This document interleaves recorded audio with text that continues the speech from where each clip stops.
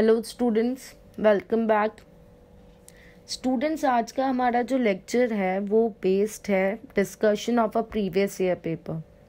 Student, मैं आपको बता देना चाहती हूँ कि अभी तक आरजेएस में प्रीवियस ईयर पेपर के एनालिसिस के बेसिस पे ऑर्डर राइटिंग पे आज तक कोई भी क्वेश्चन नहीं पूछा गया था, लेकिन लास्ट टाइम मेंस 2019 में क्वेश्चन नंबर 17 बच्चों को काफ़ी शॉक कर दिया। क्यों? क्योंकि क्वेश्चन नंबर 17 में पहली बार आरजेएस में ऑर्डर राइटिंग पूछी गई, जिसके कारण से most of the students had not attempted this.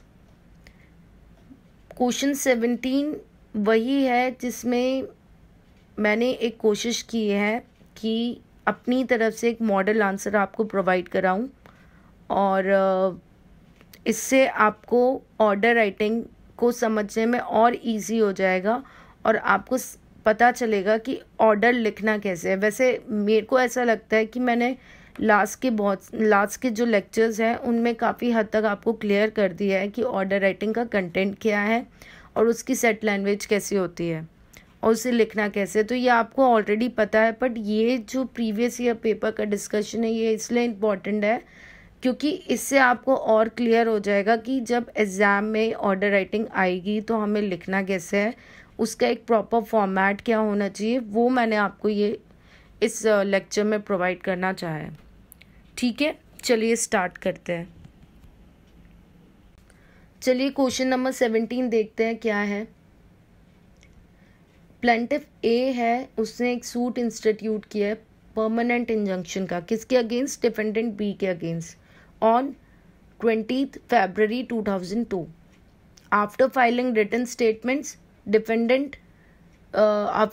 after filing written statement by defendant, court ने इश्यूज फ्रेम कर दिए और प्लेंटिफ एविडेंस के लिए फिक्स कर दी नेक्स्ट डेट, जो कि थी 21/7/2005।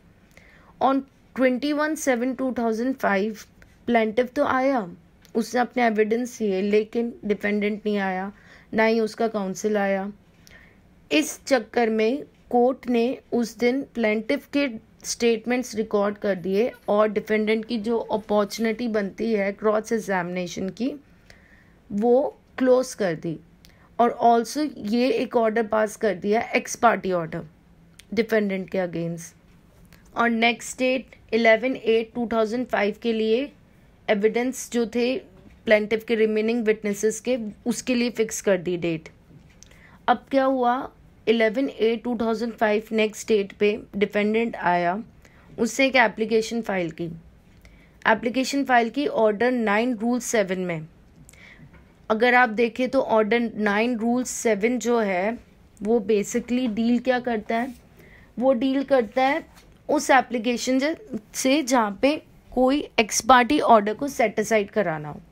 सो ये एक सेटिंग असाइड की एक एप्लीकेशन मूव करी ऑर्डर 9 रूल 7 में, ये गवर्नमेंट के साथ कि वो क्यों नहीं आ पाया 21/7 को वो इसलिए नहीं आ पाया क्योंकि उसके घर में शादी थी, उसका काउंसिल बिजी था दूसरे कोर्ट्स में, और अल्टीमेटली उसने ये प्रेयर रखी कि प्लेंटिफ को क्रॉस एग्जामिनेशन की अपॉर्चुनिटी उसे दी जाए। लेकिन प्लेंटिफ ने अपने रिप्लाई में क्या बोला एप्लीकेशन के, कि ये जो एप्लीकेशन है वो सिर्फ इसलिए प्रेजेंट की है क्योंकि एक डिले कर सके केस में, उसने ये बात बोल दी। अब ये पूरी स्टोरी बताने के बाद अब एग्जामिनर ने क्वेश्चन क्या पूछा है, write an order on such application with relevant provisions and brief reasons. ये हमारा क्वेश्चन है। अब चलिए देखते हैं। जैसे कि हमने ये देख लिया तो इससे हमें ये तो समझ में आ गया कि अल्टीमेटली ये ऑर्डर किस पे है। ये ऑर्डर है ऑर्डर 9 रूल 7 की एप्लीकेशन को सेट असाइड करने के लिए। अब इस पे ही हमें इसी पर्टिकुलर एप्लीकेशन के बेस पे हमें एक ऑर्डर लिखना है। तो चलिए हम ऑर्डर देखते हैं, ऑर्डर क्या होगा। ठीक है, फॉर्मेट के हिसाब से हमें पता है सबसे पहले कोर्ट का नाम आता है। जैसे कि क्वेश्चन में कोर्ट का नाम नहीं दे रखा है, ना ही प्लेस दे रखा है, तो यहाँ पे हम simply on a safer side सिर्फ ये लिखेंगे in the court of civil जज, देन प्रिसाइडेड बाय RJS इतना लिखेंगे, ठीक है। फिर ये सिविल मिसलेनियस एप्लीकेशन नंबर लिखा है, क्यों लिखा है? क्योंकि यहाँ पे एक एप्लीकेशन मूव हुई थी ऑर्डर 9 रूल 7 की, और उसी एप्लीकेशन का हम ऑर्डर दे रहे हैं इसलिए, ठीक है। फिर अब आता है B वर्सेस A। B यहाँ पे एप्लीकेंट है, उसने ये एप्लीकेशन मूव की थी इसलिए उसका नाम, and then A is a plaintiff जो कि नॉन एप्लीकेंट है, देन प्रेजेंट काउंसिल आपको पता ही है। फिर उसके बाद बीच में हेडिंग है order on an application for setting aside an ex parte order under order 9 rule 7 code of civil procedure 1908। मैं अभी भी आपको यही सजेस्ट करूँगी स्टूडेंट्स कि आप यहीं पे इसे बीच में लिखें। यहाँ पे लिखने का ये रीज़न होता है, यहाँ से आप डायरेक्ट एग्जामिनर की अटेंशन ड्रॉ कर रहे हैं, इसलिए ये आप ना भूलें, ठीक है। अब आगे देखते हैं। ये ऑर्डर जो है इसका कंटेंट मैंने पैरास में डिवाइड किया है, ना कि पॉइंट्स में। एक्चुअली इसे पॉइंट्स में इसलिए डिवाइड नहीं किया गया है क्योंकि इससे आपको पता ही है कि हमेशा ऑर्डर प्रिसाइज फॉर्म में लिखा जाता है, तो पॉइंट वाइज लिखने में इतना अट्रैक्ट नहीं करता है वो, ठीक है। आप सिंपली पैरास को ब्रेक करके लिखेंगे कंटेंट्स तो वो ज़्यादा अट्रैक्ट करेंगे, ठीक है। अब चलिए कंटेंट देखते हैं। तो सबसे पहले हमें सब्जेक्ट मैटर को बताना होगा। तो सब्जेक्ट मैटर हमारा क्या है? ये एप्लीकेशन है सेटिंग असाइड की, जो कि किस ऑर्डर के खिलाफ हो रही है? 21 जुलाई 2005 के ऑर्डर के खिलाफ ये एप्लीकेशन मूव हुई है, ठीक है। This is an application for setting aside an ex parte order which was passed against the defendant on 21 July 2005। ये सब्जेक्ट मैटर आ गया। And now we will deal with the second para of brief facts of the case.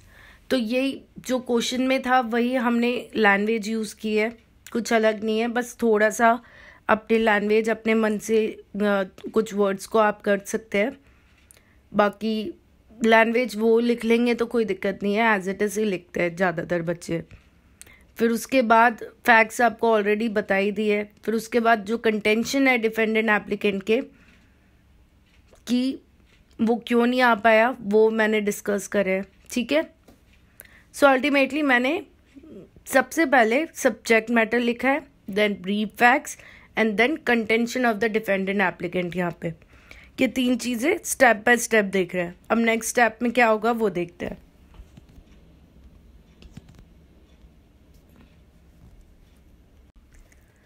ये जो fourth para है ये already हमारे question में भी दे रखा था, तो हमने भी रिप्लाई का जो कंटेंशन था प्लेंटिफ का वो यहाँ पे लिखा है, ठीक है।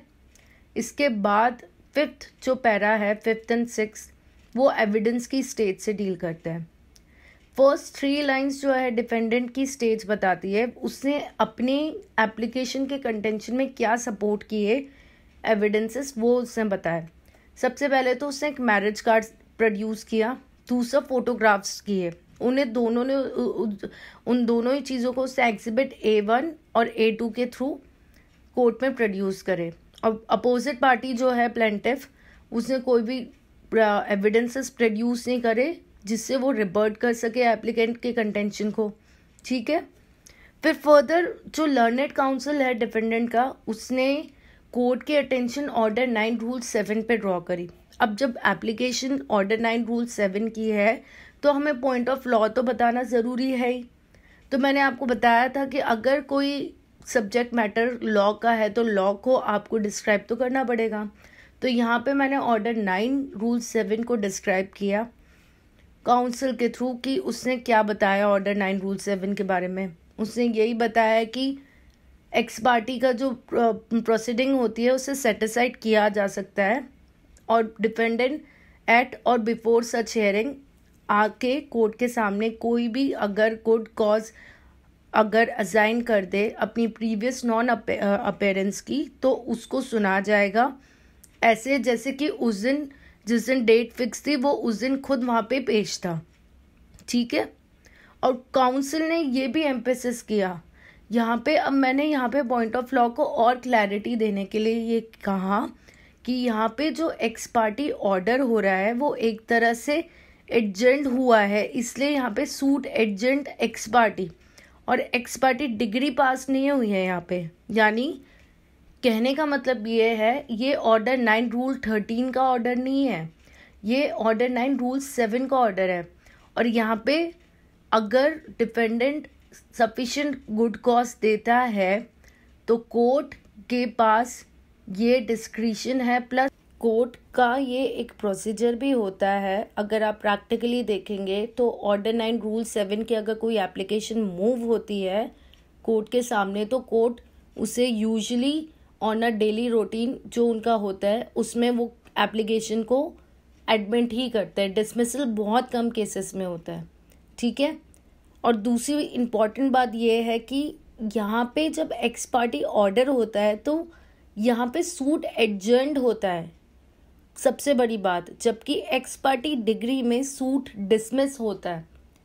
इसलिए ये एक एम्फेसिस काउंसिल ने अपनी तरफ से, यानी मैंने एक अपनी तरफ से ये एक लाइन ऐड करी है जिससे एक क्लैरिटी पता चलती है कि ऑर्डर 9 रूल 7 का ऑब्जेक्ट क्या है, ठीक है।